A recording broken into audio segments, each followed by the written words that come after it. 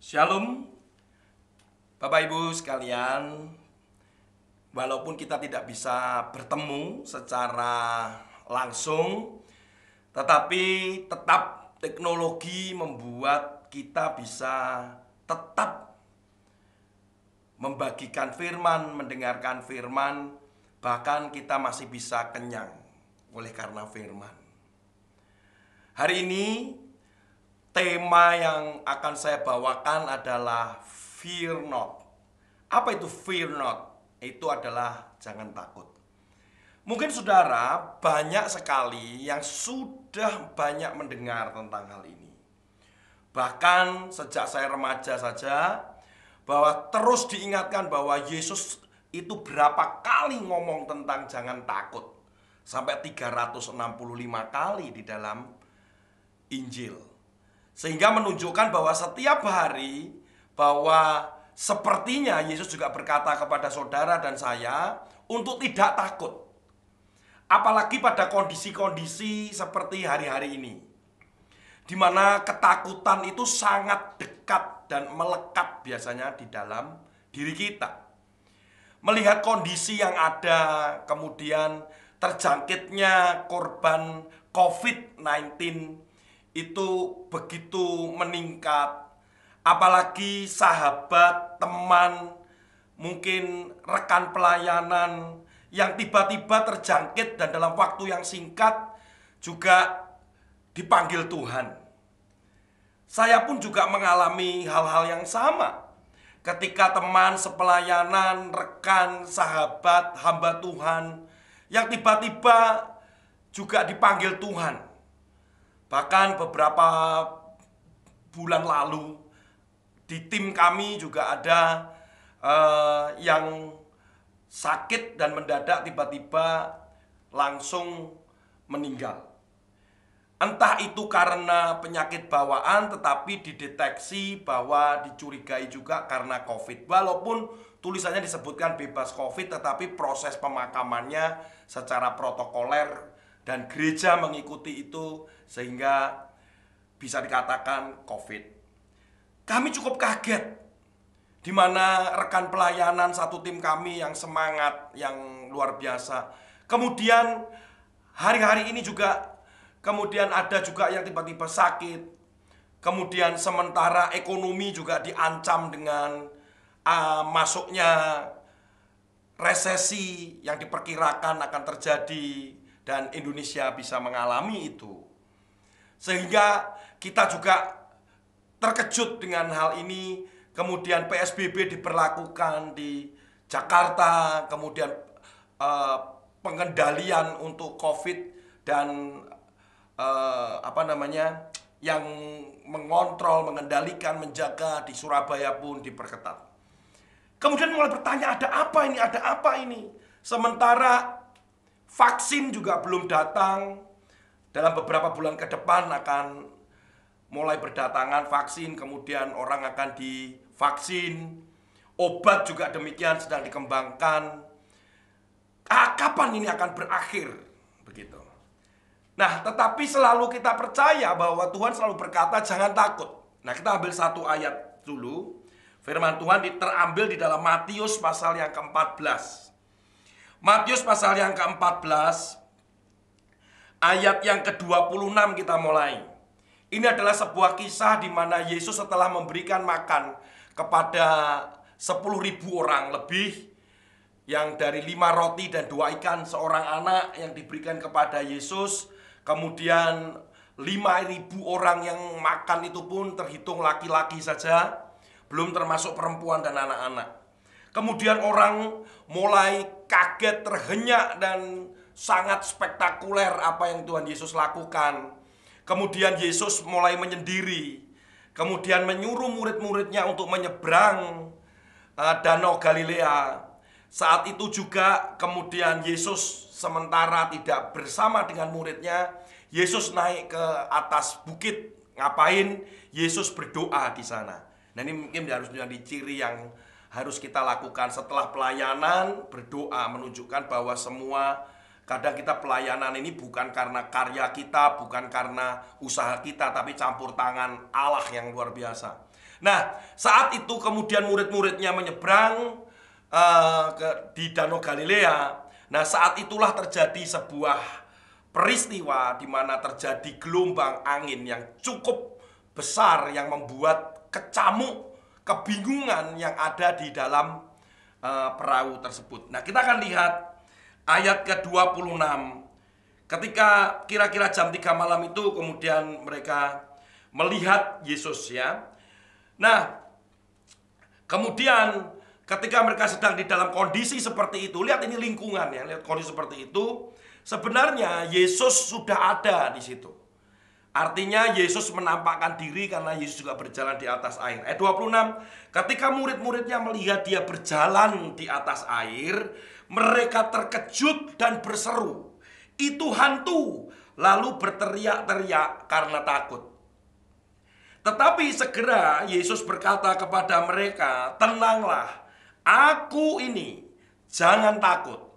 Lalu Petrus berseru dan menjawab dia, "Tuhan, apabila engkau itu, suruhlah aku datang kepadamu berjalan di atas air." Kata Yesus, "Datanglah." Maka Petrus turun dari perahu dan berjalan di atas air mendapatkan Yesus. Sampai di sini saudara. Saudara, ketakutan yang muncul ketika murid-murid itu melihat Yesus sehingga mereka mengira Yesus itu adalah hantu. Karena mereka berkata, "Itu hantu." Dikatakan itu hantu. Lalu mereka berteriak-teriak karena ketakutan. Itu bukan serta-merta itu terjadi saat itu kemudian mereka takut terus melihat Yesus kemudian berkata bahwa itu hantu. Saudara, ketakutan yang seperti dialami oleh murid-murid Yesus itu diawali dengan peristiwa pada ayat yang ke-24. Perahu murid-muridnya sudah beberapa mil jauhnya dari pantai dan apa saudara? Diombang-ambingkan gelombang karena angin sakal. Angin sakal itu adalah angin yang bertentang seperti angin yang saat itu mereka mendayung dengan susah payah, dengan sulit, tidak bisa maju, tidak bisa, pokoknya berputar di situ. Sebenarnya ketakutan yang terjadi pada ayat 26 itu diawali lebih dulu adalah ketakutan, kepanikan, sebuah peristiwa yang ada di ayat ke-24. Bahwa terjadi gelombang yang begitu, angin yang mengganggu mereka di dalam kepanikan. Saudara bayangkan bahwa ketakutan itu sangat wajar sebenarnya. Kenapa? Karena mereka ini adalah para murid ini mereka bukanlah orang sembarangan. Mereka orang yang sangat menguasai perahu. Mereka orang yang sangat punya pengalaman terhadap keperahuan begitu. Artinya mereka di dalam sebagai nelayan, bukan hanya satu orang saja yang punya pengalaman nelayan. Selain Petrus juga ada yang lain. Bahwa ketika terjadi angin sakal, mereka harusnya tahu bagaimana cara mengendalikan, bagaimana mengatasi itu. Tetapi kenyataannya itu tidak terjadi menjadi semakin baik. Yang terjadi adalah kepanikan, itu dia muncul ketakutan. Nah, ketakutan akan melahirkan kemudian ketakutan yang lain. Nah, ketakutan yang lain adalah ketakutan itu menguasai mereka sehingga mereka tidak bisa melihat Yesus ada di hadapan mereka. Mereka bisa salah. Bayangkan, saudara, ketika kita dikuasai oleh ketakutan, kita bisa saja kita tidak bisa merasakan kehadiran Yesus di dalam hidupmu, di dalam hidupku. Di dalam keluarga saudara, di dalam pekerjaan saudara, di dalam bisnis saudara, di dalam pelayanan kita bahkan. Karena kita dikuasai oleh ketakutan. Selalu dikatakan bahwa kemudian Yesus berkata bahwa jangan takut. Karena jelas dikatakan tenang, aku ini jangan takut, tenang. Tetapi ada sosok yang memberanikan diri. Kemudian dia berkata, kalau memang itu engkau, suruh aku datang kepadamu. Dan itu adalah Petrus. Saudara, saya akan membahas masalah ketakutan ini. Berangkat dari peristiwa murid-murid Yesus yang ada di Danau Galilea, yang mereka kemudian mengalami ketakutan-ketakutan yang sangat amat. Di tengah mereka berlayar itu atau naik perahu itu. Saudara, yang pertama apa sih ketakutan ini? Ketakutan itu adalah ketika kita melihat kondisi biasanya di luar kita, kita tidak bisa lagi mengendalikan. Dan kita kelihatan lemah, kita kelihatan kita tidak mampu. Orang yang sakit, orang yang ketika dia tidak bisa lagi disembuhkan oleh pernyataan dokter, orang ini mulai ketakutan akan kematian. Ada begitu banyak ketakutan-ketakutan yang kita hadapi dan kita alami, saudara. Tetapi tahukah, ketika kita mengalami yang namanya ketakutan-ketakutan itu, ternyata ketakutan-ketakutan itu bisa menimbulkan sebuah perilaku-perilaku yang akhirnya menjadi salah. Karena berangkat dari ketakutan, karena kita dikuasai oleh ketakutan, sehingga ketakutan itu akhirnya mengendalikan hidup kita. Dan ketika kita melakukan segala sesuatu, saudara melakukan di dalam pekerjaan saudara, melakukan bisnis, melakukan pelayanan, saudara bersikap dengan keluarga, dengan anak, dengan pasangan saudara, dengan orang lain di sekitar kita, maka itu akan salah. Kenapa? Karena kita dikuasai oleh ketakutan. Saya akan berikan satu contoh. Orang yang takut miskin, takut miskin, maka dia digerakkan oleh ketakutan miskinnya. Dia akan berusaha dengan keras untuk bisa kaya dengan cara apapun. Saya ulang, cara apapun. Kenapa? Karena dia takut miskin, maka dia dengan cara apapun dia akan melakukan supaya dia bisa punya uang, dia kaya dan dihargai.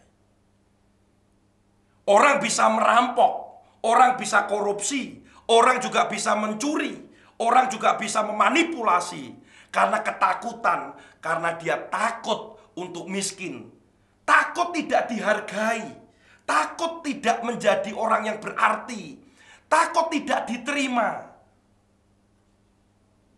Orang bisa melakukan apa saja, tapi kalau dorongannya itu berangkat dari ketakutan, itu riskan untuk kita bisa tetap melakukan perilaku itu dengan salah.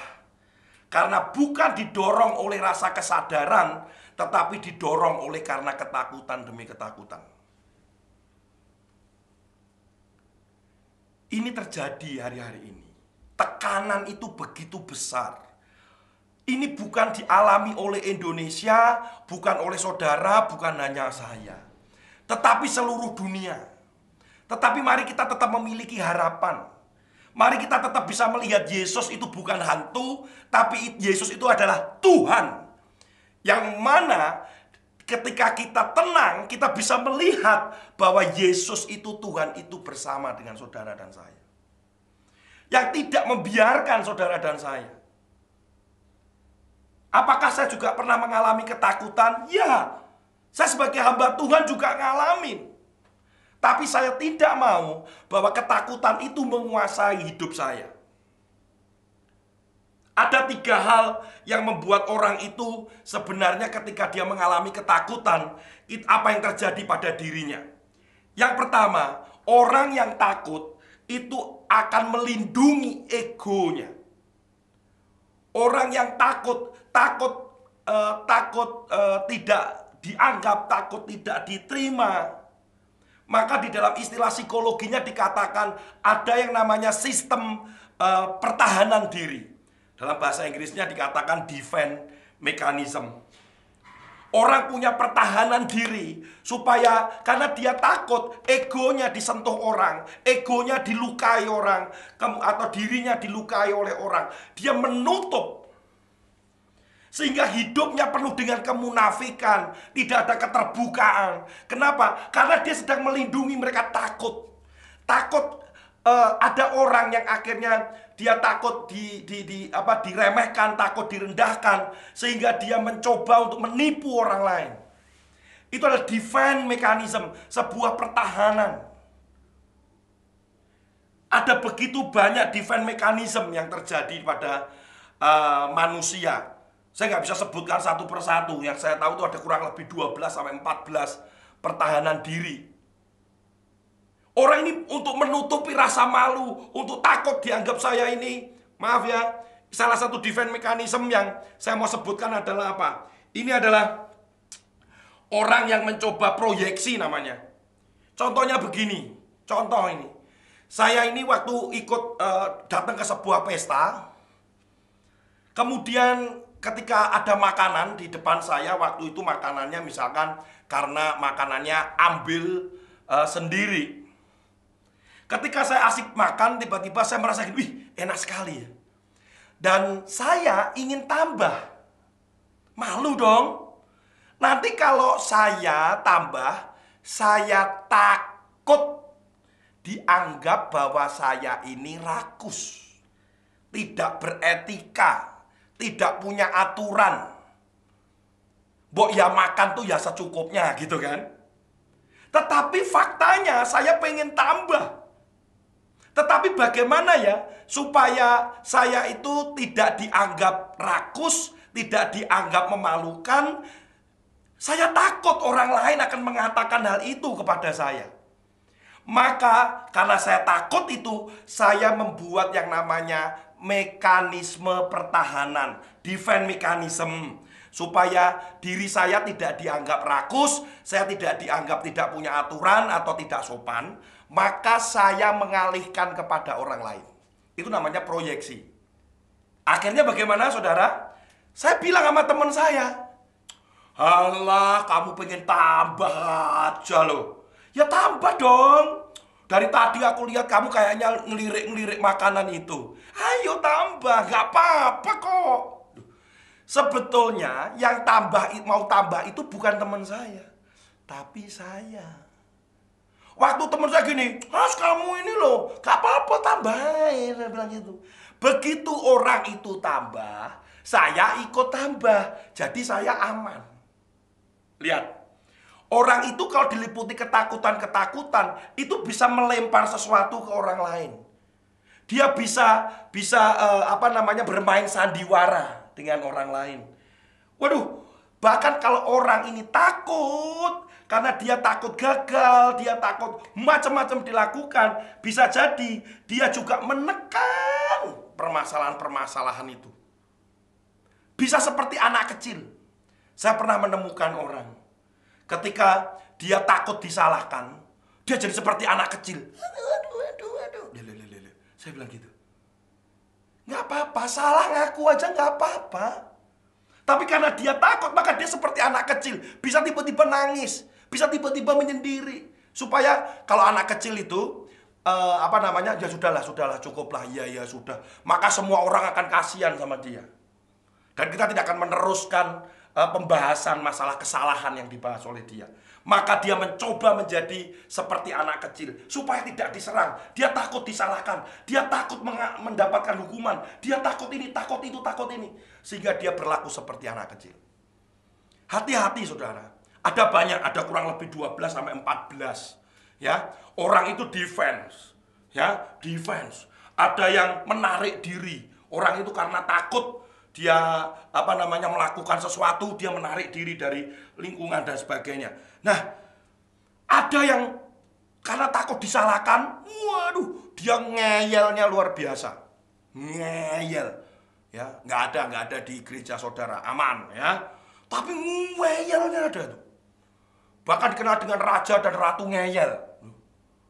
Baru ngomong belum apa ngeyel, karena dia takut diserang, takut disalahkan, takut disudutkan, sehingga dia nyerang orang duluan.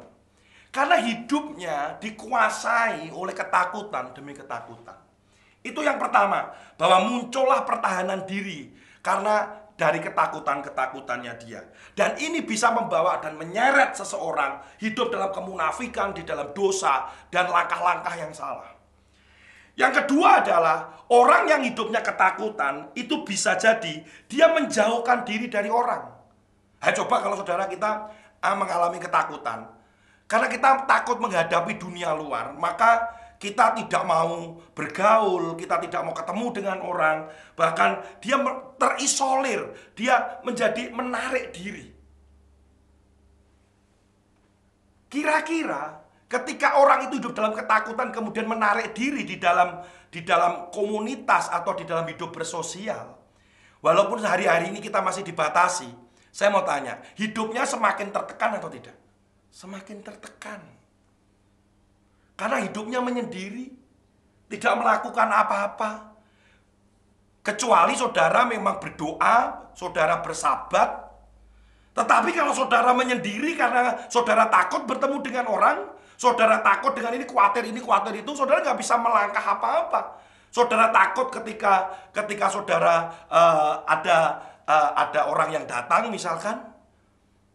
Ketika kita menarik diri dari gereja, saudara takut dianggap saudara oh orang ini kemarin itu dia nih dituduh nih karena kasus kriminal. Saudara akhirnya takut ke gereja, menarik diri. Saya takut nanti apa kata orang.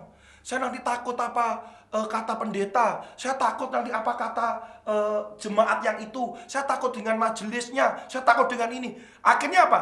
Tidak ke gereja. Pindah gereja lagi. Ada yang tahu, pindah lagi, pulang lagi. Saudara, orang yang hidup dalam ketakutan dan dikuasai ketakutan, hidupnya akan lari kemana-mana. Kenapa? Karena dia menghindari. Sehingga dia bisa kehilangan komunitas, nggak ada kekuatan lagi. Ini ya berbahaya. Yang terakhir, ketakutan itu bisa membawa apa, saudara?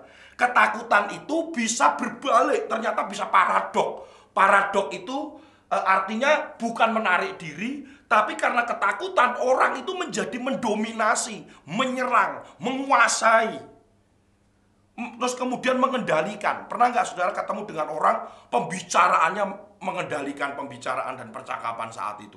Atau ketika dalam sebuah kerja kelompok, kemudian dia yang paling mendominasi, paling banyak ngomong, paling banyak kerja gitu.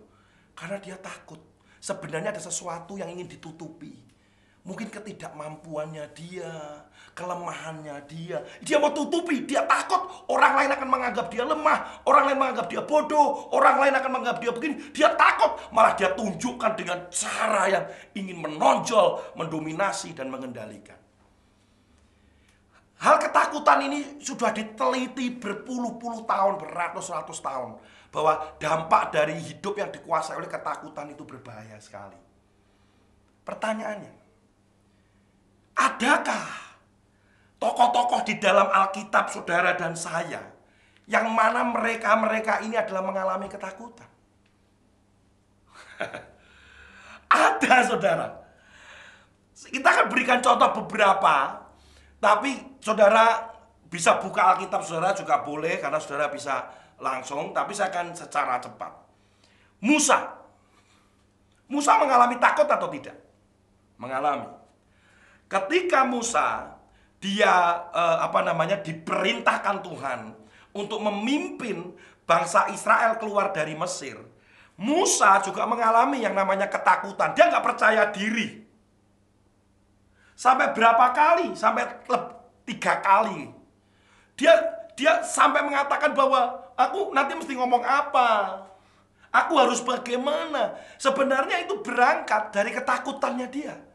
Dia takut tidak dianggap, tidak diakui oleh bangsa Israel saat itu. Dia mengalami begitu banyak ketakutan. Dan nanti saya terus ngapain? Terus nanti, ya kalau Tuhan menyertai, kalau enggak, walaupun Tuhan sudah ngomong pun, dia mengalami yang namanya ketakutan. Yeremia mengalami ketakutan? Yes. Yeremia mengalami ketakutan. Ketika dia berasa, aku gak bisa ngomong, makanya dicucukkanlah arang itu di mulutnya.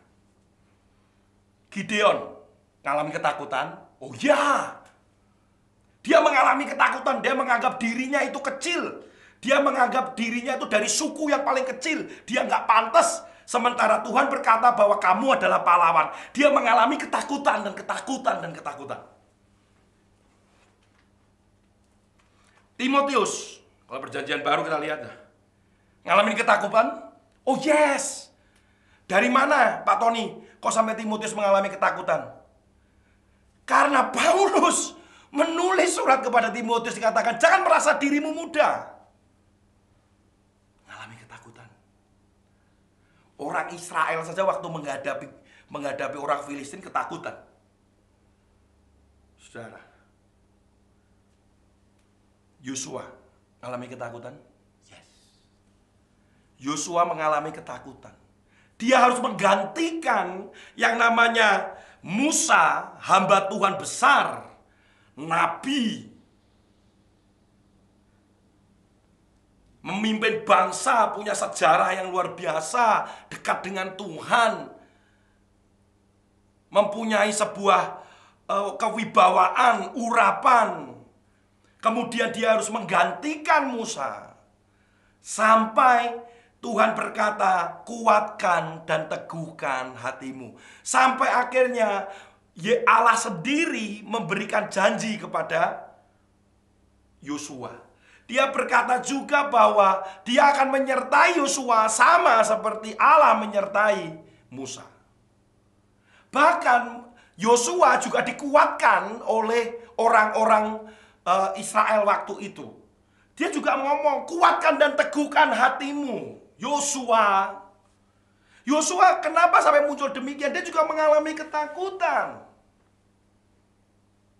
Saudara, yang terakhir Paulus juga mengalami ketakutan. Ketika dia ada di sebuah pelayanan, dia juga mengalami ketakutan apakah diterima atau tidak, bagaimana dia diakui atau tidak kerasulannya. Yesus mengalami ketakutan. Ternyata Yesus juga mengalami ketika di Taman Getsemani. Ketika Yesus berkata, kalau boleh cawan ini berlalu. Antara dia sebagai manusia, bagaimana dia juga harus menyelesaikan misinya. Jika demikian Pak Tony, apa yang harus saya lakukan kalau saya memang benar-benar mengalami yang namanya ketakutan? Coba saudara pikirkan, apa sih ketakutan terbesar dalam hidup saudara? Saya juga mengalami ketakutan. Saya takut apakah anak saya bisa melanjutkan sekolah di mana itu yang dia inginkan, yang Tuhan inginkan lah, sesuai dengan panggilannya, dengan biaya yang cukup. Sementara di tengah keterbatasan orang tuanya, di tengah kondisi pandemik seperti ini, apakah saya juga mengalami ketakutan ketika saya harus menghadapi bulan demi bulan, minggu demi minggu, di mana sebagai hamba Tuhan kami harus mengandalkan Tuhan sepenuhnya. Apakah saya juga mengalami ketakutan ketika teman satu demi satu, rekan, kemudian mereka dipanggil Tuhan dengan cara mendadak. Dan ketika suatu kali kemudian saya sakit demam, bukan ketakutan kematian, tetapi takut bagaimana nanti istri dan anak saya kalau saya pulang ke rumah Tuhan. Saya juga mengalami ketakutan tentang hal-hal yang berkenaan dengan masa depan pelayanan di tengah kondisi seperti ini. Jangan dipikir saya tidak mempunyai ketakutan itu, saudara. Saudara juga punya ketakutan-ketakutan yang tidak terucap. Mungkin pasangan saudara juga enggak tahu, anak saudara juga tidak tahu. Saya juga punya ketakutan ketika anak saya sakit, ketika istri saya sakit. Saya juga punya ketakutan, saudara.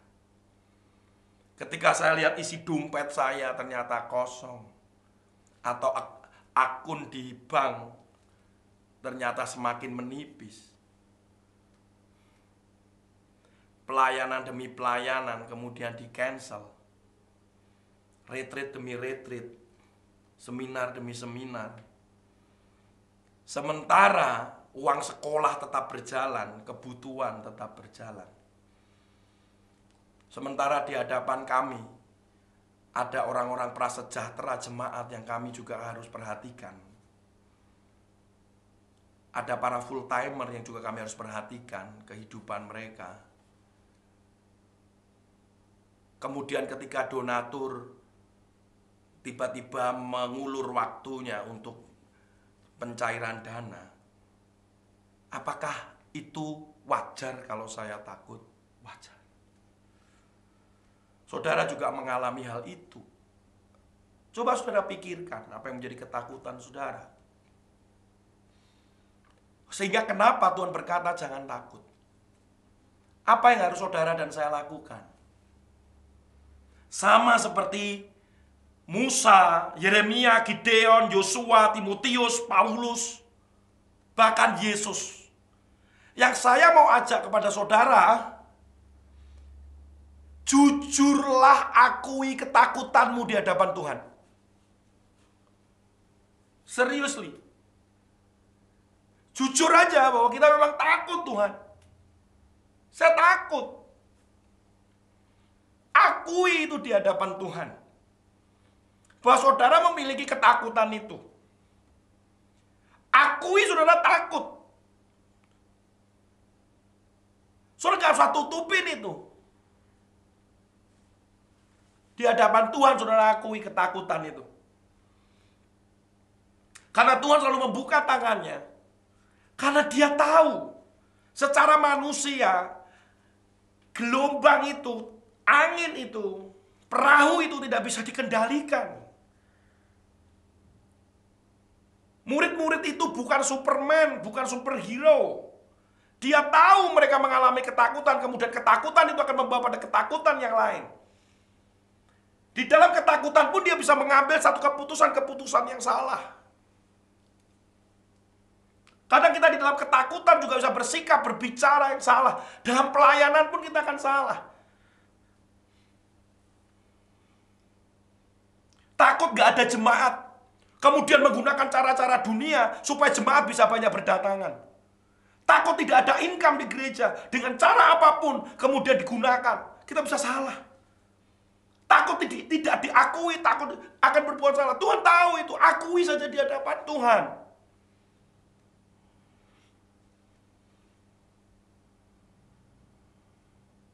Satu Petrus pasal 5 ayat 7. 1 Petrus pasal 5 ayat yang ke-7. Serahkanlah segala kekhawatiranmu, ketakutanmu itu kepadanya, sebab ia yang memelihara kamu.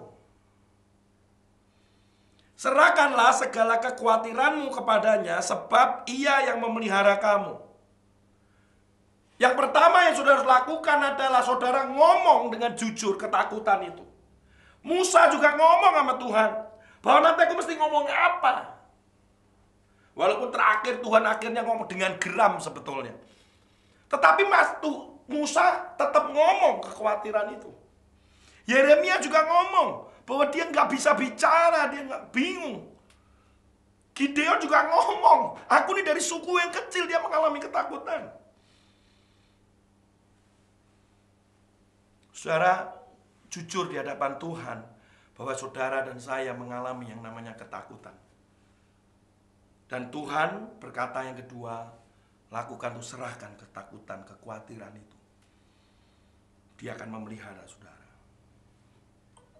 Tuhan mengatakan bahwa kepada Petrus, ini aku, datang.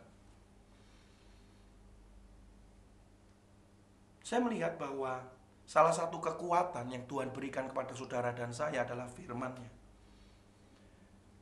Janjinya. Makanya ketika Yesus berkata, ini aku, datanglah. Itu perkataan firman yang keluar dari Yesus, yang didengar oleh Petrus. Murid-murid yang lain juga dengar itu sebenarnya, tapi cuma Petrus yang jalan. Berapa banyak kita tetap di dalam ketakutan kita. 11 murid yang lain tetap dalam ketakutan. Dan dia berhenti. Tetapi dia tidak pernah menyerahkan ketakutan itu. Tidak pernah jujur di hadapan Tuhan. Petrus saja yang berani. Karena dia mendengar Yesus sendiri berkata, ini aku, datang. Semua mereka juga dengar. Saudara dan saya dengar firman Tuhan setiap hari. Saudara renungan, tetapi saudara tidak pernah meresponi untuk melakukan itu. Melangkah-melangkah, berjalan-berjalan.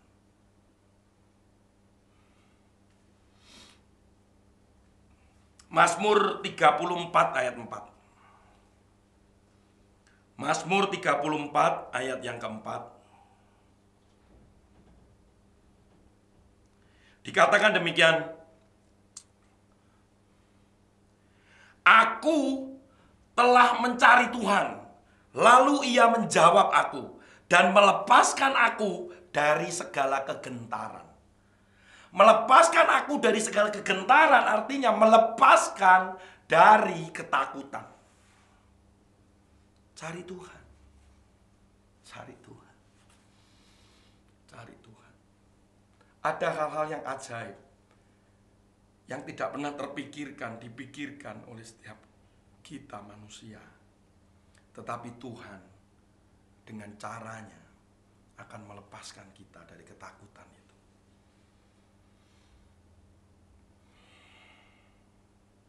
Karena Dia memberikan roh, bukan roh ketakutan. Ayat terakhir 2 Timotius pasal 1 ayat yang ke-7. 2 Timotius pasal 1 ayat yang ke-7. Sebab Allah memberikan kepada kita bukan roh ketakutan, melainkan roh yang membangkitkan kekuatan, kasih, dan ketertiban. Saudara, ayo mari kita datang di hadapan Tuhan. Katakan dengan jujur ketakutan saudara dan saya. Akui, mari kita menyembah Tuhan. Mari kita datang pada Tuhan. Keluarkan semua ketakutan-ketakutanmu. Dengan jujur katakan nama Tuhan. Tuhan akan melepaskan engkau. Dia akan memelihara engkau. Bahkan Dia akan mencurahkan rohnya. Bukan roh ketakutan, tapi roh yang membangkitkan kekuatan, kasih, dan ketertiban. Mari sama-sama saudara. Masih ada harapan. Jangan takut. Semua di dunia orang takut. Tapi jangan sampai ketakutan itu menguasai hidup kita. Kita mau atasi ketakutan itu dengan jujur di hadapan Tuhan. Dan Tuhan akan memelihara saudara dan saya. Mari sama-sama kita akui di hadapan Tuhan. Haleluya. Mari kita tutup dalam doa. Terima kasih Tuhan buat hari ini. Kami bersyukur bahwa kami ada dan kami masih hidup karena pemeliharaan Tuhan dan oleh karena kasih karunia-Mu, anugerah-Mu. Ketakutan demi ketakutan yang kami alami, kekhawatiran, kegentaran hari demi hari. Kadang itu berangkat dari kekhawatiran dan ketakutan pada sebelumnya dan sebelumnya. Sehingga membuat kami tidak menyadari kehadiran Tuhan, pertolongan Tuhan di dalam hidup kami. Kami bisa salah sangka, kami bisa salah lihat, kami bisa salah di dalam, kami kehilangan kepekaan terhadap kehadiran-Mu di dalam hidup kami. Bahkan dalam ketakutan-ketakutan kami bisa bersikap salah, berbuat yang salah. Tapi hari ini kami mau jujur di hadapan-Mu. Kami mau terbuka bahwa kami mengalami ketakutan-ketakutan itu Tuhan. Sehingga firman-Mu itu yang menguatkan kami. Karena Engkau tetap menolong tepat pada waktunya. Engkau memegang tangan kami tepat pada waktunya. Engkau mengajar kami untuk percaya. Engkau mengajar kami untuk melangkah dengan iman. Engkau mengajar kami tetap untuk fokus kepada Engkau. Terima kasih Tuhan. Kami serahkan seluruh hidup kami dan ketakutan kami ke dalam-Mu. Karena Engkaulah yang akan memelihara kami. Dan Engkau yang memberikan roh, yang membangkitkan, yang memberikan kekuatan, membangkitkan kekuatan, yang kasih dengan ketertiban itu. Terima kasih Tuhan. Diberkatilah jemaat di tempat ini. Tuhan berkati dengan berbagai-bagai kebajikan, dengan hati yang tetap melekat kepadamu. Hati yang tidak ada karat di dalamnya, yang sehingga bertumbuh melekat dan menyenangkan hati Tuhan, dan selalu hidup di dalam mencari perkenanan-Mu. Di dalam nama Tuhan Yesus, haleluya, amin. Tuhan Yesus memberkati.